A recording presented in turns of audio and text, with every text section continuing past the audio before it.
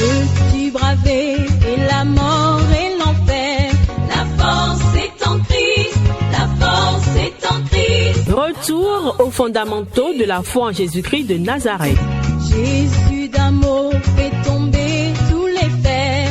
La force est dans le sang de Christ. Je suis fort. Retour aux fondamentaux de la foi en Jésus-Christ de Nazareth, une émission d'enseignement présentée par le pasteur Ketchon Joseph. Et plus que vainqueur par le sang. Retour aux fondamentaux de la foi en Jésus-Christ de Nazareth, c'est tous les mercredis de 10h45 à 11h15 sur Radio Évangélique Maranatha. Veux-tu du ciel t'approcher chaque Bonne écoute à vous. jour? La force est en Christ, la force est en Christ. Gloire à Dieu. Soyez bénis en ce jour.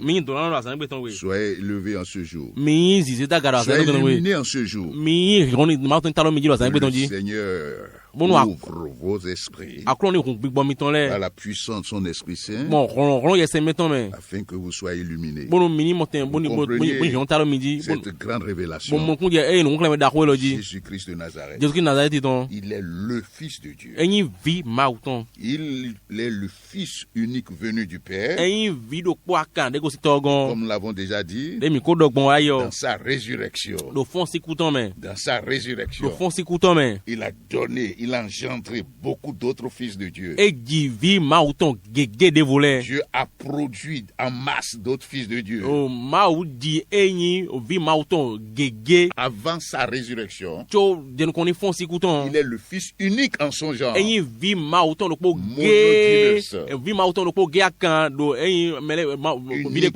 Unique. Mais dans sa résurrection, il s'est multiplié. Alléluia. Alléluia. Nous sommes aussi aujourd'hui fils de Dieu. Pas dans la dimension, dans la même dimension. Il nous dit que le but final, c'est que nous tous nous parvenions à la stature parfaite du Christ. Alléluia. Alléluia. Alléluia. Alléluia. Quiconque a cette espérance en lui, il se purifie chaque jour. La Bible nous dit ce que nous sommes n'a pas encore été manifeste. Jean 3, 1. Et la Bible nous dit, quand il apparaîtra, nous le verrons face à face. Et nous serons semblables à lui. Gloire soit rendue à Dieu. Alléluia. Alléluia. Donc, dans notre dernière émission, nous avons parlé de la révélation qui a été faite sur la montagne de la transfiguration.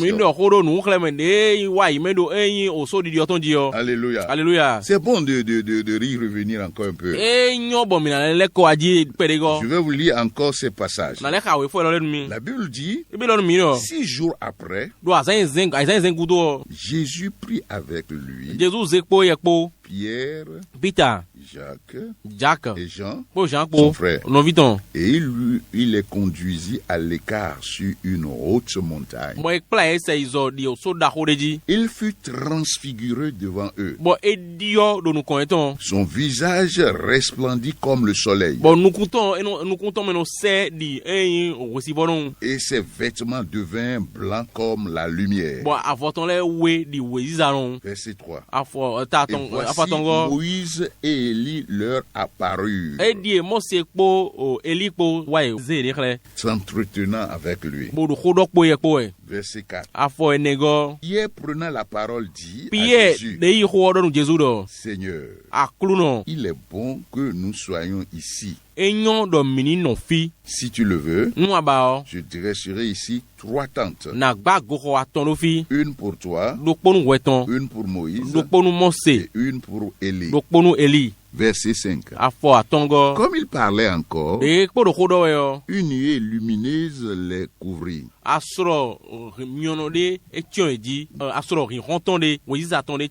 Et voici une voix fit entendre de la nuée ces paroles. Celui-ci est mon fils bien-aimé, en qui j'ai mis toute mon affection. Écoutez-le, non, mon affection. Écoutez-le. Lorsqu'ils entendirent cette voix, les disciples tombèrent sur leurs faces et furent saisis d'une grande frayeur. Mais Jésus s'approchant les toucha et dit, levez-vous, n'ayez pas peur. Ils levèrent les yeux et ne virent que Jésus seul.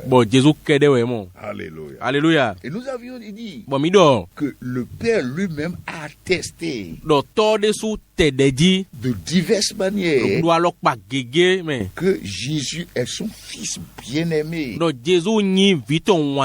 C'est ici Jésus de Nazareth qui a été conçu de la Vierge Marie par la puissance du Saint-Esprit. Ce Jésus-là, ce Jésus qui a fait son ministère-là, Jésus-Christ de Nazareth, c'est de ce Jésus-là que nous parlons. Celui-là qui est mort pour nos péchés, enseveli, le troisième jour il est ressuscité, élevé à la droite de la majesté divine. Il vient bientôt pour nous chercher là. Ce Jésus-là, c'est lui le Fils de Dieu. Alléluia. Alléluia. Et c'est de ça que nous parlons. Son baptême, la voix du Père a tonné. Celui-ci est mon Fils bien-aimé. Et ici sur la montagne de transfiguration,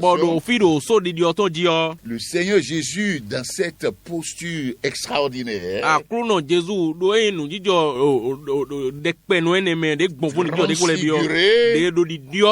son visage resplendit comme le soleil, ses vêtements devinrent blancs comme de la lumière. Moïse lui apparut, Élie aussi lui apparut. Moïse, l'homme de la loi, le donneur de la loi, ce grand homme pour les Israéliens, les Juifs, les sacrificateurs, les pharisiens,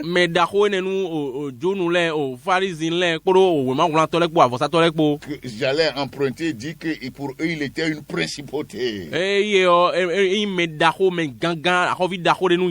Et apparu. De l'autre côté, nous avons celui qu'on appelle, qui est en quelque sorte la synthèse de tous les prophètes, Élie. Pour les Juifs, les sacrificateurs, les pharisiens, Élie là. Quand on parle de prophète, c'est lui d'abord. Élie, le prophète feu, il est apparu. Mais la Bible nous dit ici, pendant que Pierre pensait que, en quelque sorte, que les trois là sont importants, la Bible nous dit, Moïse part. Moïse a disparu. Avant qu'on ne se rende compte, Élie aussi s'en va. Il ne restait que Jésus-Christ seul. Maintenant le Père dit, celui-ci là, dit Jésus-Christ de Nazareth, c'est lui mon Fils. Celui-ci, pronom démonstratif. Celui-ci là, non les autres là, mais celui-ci là est mon Fils bien-aimé, à qui j'ai mis toute mon affection. Écoutez-le. C'est celui-ci qu'il faut écouter. C'est celui-ci que la doctrine du Christ qu'il faut suivre. C'est lui qui est l'enseignant. C'est lui qui sauve. Écoutez-le. Il dit qu'il est quelque chose, c'est ça il est. Et c'est ça que je viens de vous attester encore. Il est le Fils de Dieu. Il est sorti de moi. Et il est venu en tant que l'image expresse de Dieu vivant. C'est celui-là qu'il faut écouter. C'est lui qui est le Messie. C'est lui le Messie. C'est lui celui qui a été promis depuis les temps anciens. C'est lui qui est loin. Yes, c'est lui. C'est lui qu'il faut écouter. N'écoutez pas les autres. Ne suivez pas l'Ancien Testament. Suivez la révélation. C'est-à-dire la véritable lumière qui, en venant dans ce monde, éclaire tout homme. C'est ça, c'est question. C'est le témoignage du Père, ça. Alléluia. Alléluia. Alléluia. Alléluia. Et quand il levait les yeux, Jésus seul. Mais cet événement-là, où il y avait Jean-Jacques et Pierre, comment Pierre l'a, après que Jésus soit entré dans la gloire, comment Pierre l'a présenté, c'est très formidable. Parce qu'il a rendu aussi témoignage pour montrer qui est Jésus, pour révéler qui est Jésus. Nous allons lire dans l'épître que Pierre, le grand apôtre, a écrit.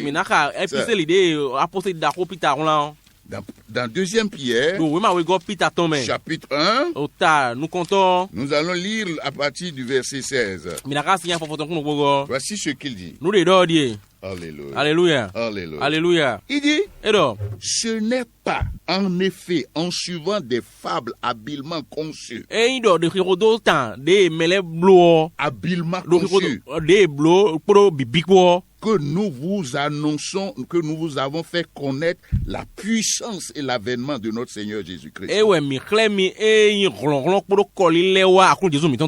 Non, l'avènement. Tu parles l'avènement quand il est venu, quoi. Ce n'est pas en effet en suivant des fables habilement conçues que nous vous avons fait connaître la puissance et l'avènement de notre Seigneur Jésus quand il est venu.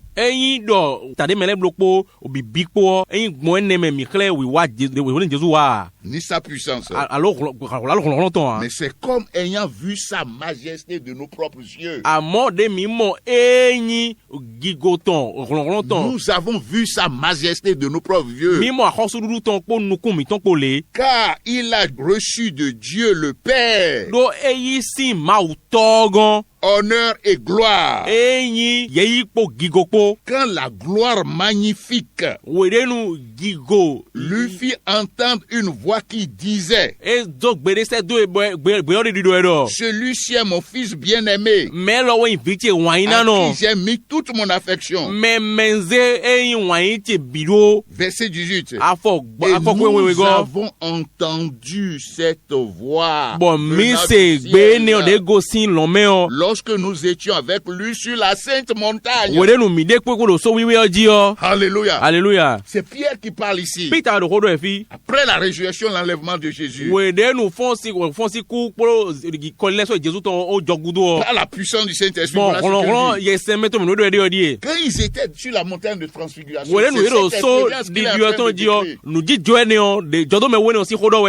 a dit, ce n'est pas en suivant des fables que nous vous annonçons l'avènement et la puissance du Christ habilement conçu.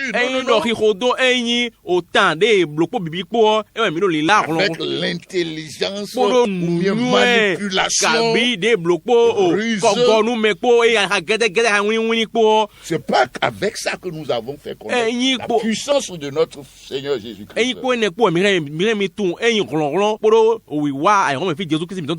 Alléluia. Alléluia. Alléluia. Alléluia. Mais c'est comme ayant vu ça de nos yeux, nos propres yeux. Nous avons vu de nos propres yeux sa majesté. Alléluia. Alléluia. Alléluia. Alléluia. Alléluia. Alléluia. C'est comme ayant vu sa majesté de nos propres yeux. Car il a reçu de Dieu le Père honneur et gloire. Donc, qu'est-ce que l'apôtre Pierre est en train de dire? La voix qui a tonné du ciel là. Il ne savait pas d'une voix seulement. Lui, par l'Esprit Saint qui était là le jour, il dit que c'est le Père qui a parlé. Mais pourquoi alors certains aujourd'hui disent que c'est pas le Père? C'est grave. Parce qu'on veut démontrer la doctrine de l'unitarisme.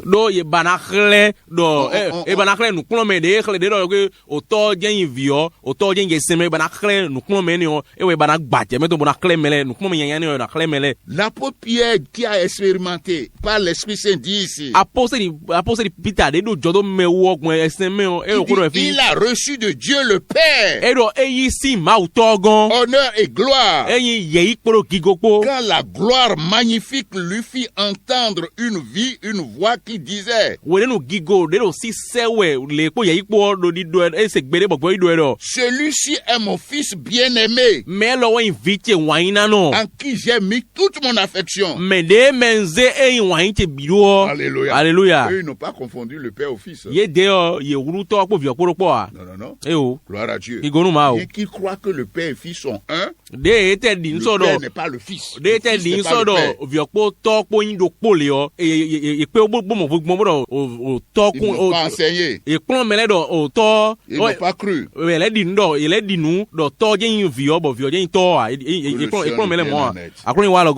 dit: nous avons entendu cette voix venant du ciel lorsque nous étions avec lui sur la sainte montagne. Et il dit: et nous tenons pour d'autant plus certaine la parole prophétique. La parole prophétique, c'est l'évangile. C'est certain.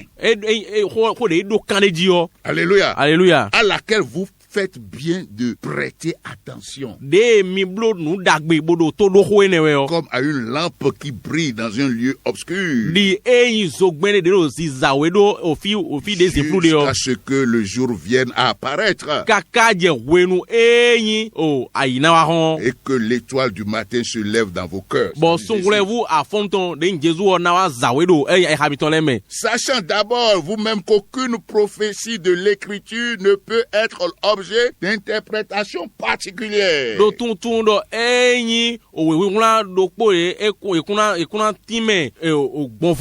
Pour son propre intérêt. Car ce n'est pas par une volonté d'homme qu'une prophétie a jamais été apportée. Mais c'est poussé par le Saint-Esprit que des hommes ont parlé de la part de Dieu. Donc ce que je vous dis là, c'est ce qu'il est en train de dire. Je suis poussé par l'Esprit Saint. Jésus-Christ est fils de Dieu. Alléluia. Alléluia. Nous avons vu de nos propres yeux sa majesté. Un deuxième témoin. Jean, qui était là le jour là. Voici ce que lui il va dire. Premier épître de Jean. Par rapport à cette expérience. Pour attester. Il faut croire en Jésus-Christ de Nazareth. Ne vous embrouillez pas dans des concepts sophistiqués de la théologie. Prenez la parole de Dieu. Comme l'Esprit Saint le révèle.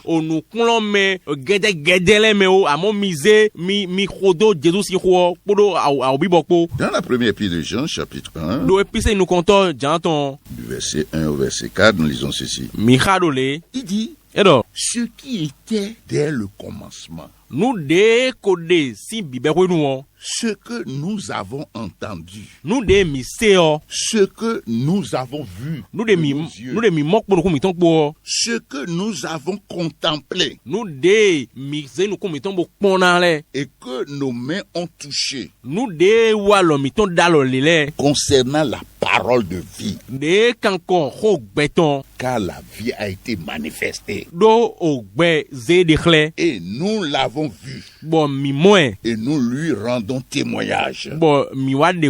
Et nous vous annonçons la vie éternelle qui était auprès du Père. Qui était auprès du Père.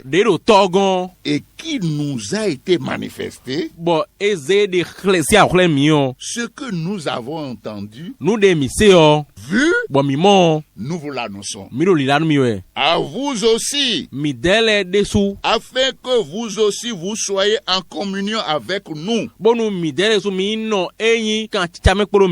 Oh, notre communion est avec le Père et avec son Fils Jésus-Christ. Alléluia. Alléluia. Alléluia. Alléluia. Donc ces premiers disciples n'ont pas fait de confusion. Ils ont dit, Ce qui était au commencement. Au commencement était la parole. Et la parole était Dieu là. En elle est la vie là. Il dit la vie qui était auprès du Père. La vie éternelle qui a toujours existé auprès du Père. A été manifestée dans la chair. Et nous l'avons vu. Nous l'avons contemplé. Nous l'avons touché. Nous avons mangé avec lui. Nous l'avons écouté. Nous vous l'annonçons. Afin que votre communion soit avec nous. Parce que notre communion à nous là, c'est avec le Père et le Fils. Et là, c'est une conjonction de coordination.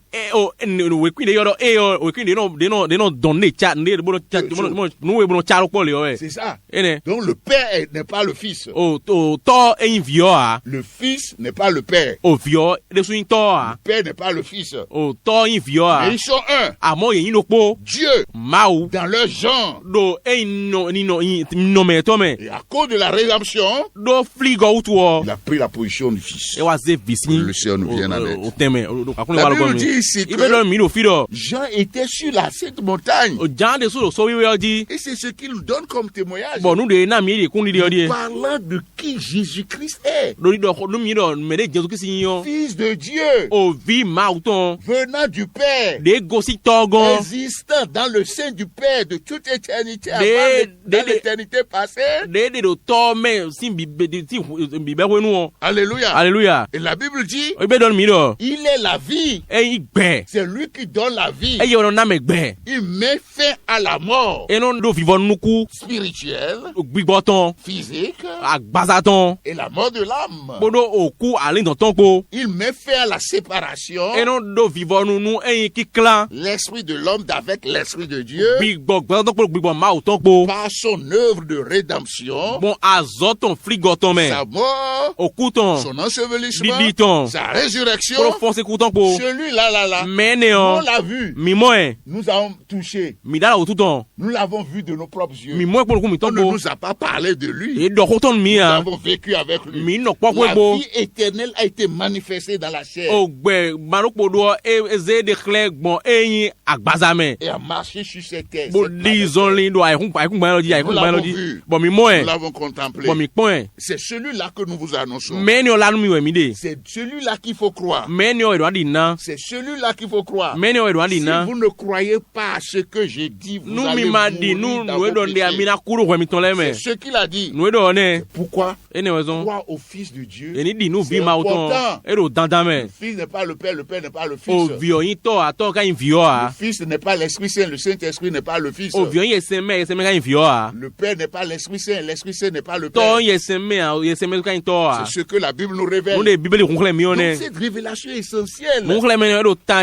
Jésus-Christ de Nazareth as-tu cru? Et c'est ça ce que nous sommes en train de dire. Dans cette émission, qui est le retour aux fondamentaux de la foi chrétienne. Alléluia. Alléluia. Que le Seigneur nous vienne en aide. Cela est important de garder la simplicité du Christ. La révélation de notre Seigneur Jésus.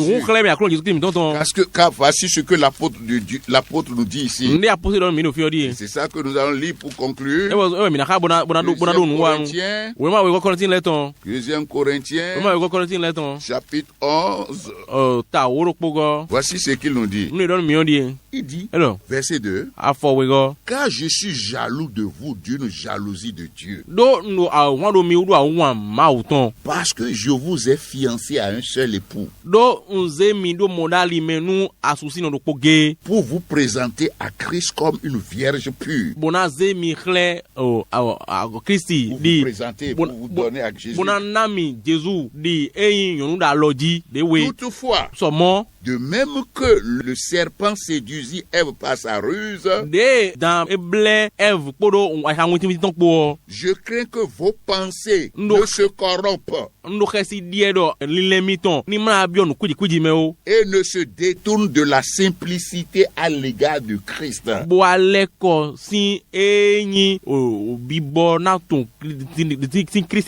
La simplicité à l'égard du Christ. Il faut aller avec cette simplicité comme un enfant.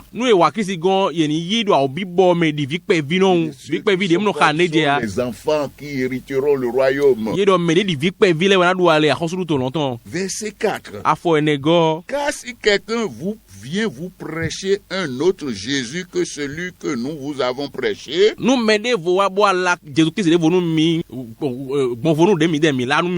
et si vous recevez un autre esprit que celui que vous avez reçu, ou un autre évangile que celui que vous avez embrassé, vous le supportez bien. Vous le supportez bien. Ça veut dire que vous le supportez bien. Quand vous amène ça, vous le supportez bien. Voilà, c'est ça. Vous supportez bien. Ça veut dire quoi? Ça veut dire que il existe un autre Jésus que les gens prêchent. Il dit, si quelqu'un vient vous prêcher un autre Jésus là, autre que celui que nous vous avons prêché, vous le supportez bien. C'est pourquoi nous disons quel Jésus qui a cru. C'est pourquoi nous insistons sur le titre Fils de Dieu. Que ce soit clair. Il dit ici, parce qu'un autre Jésus, ça entraîne toujours un autre évangile. Ouais, parce que si ce n'est pas le vrai Jésus, qui est mort là,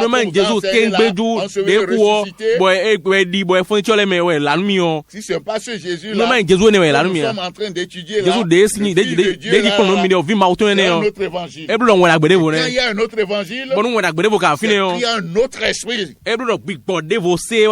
Un autre esprit qui est appelé là, dans ce milieu, Esprit Saint. Ils vont appeler ça Esprit Saint. Mais c'est pas le vrai Esprit Saint.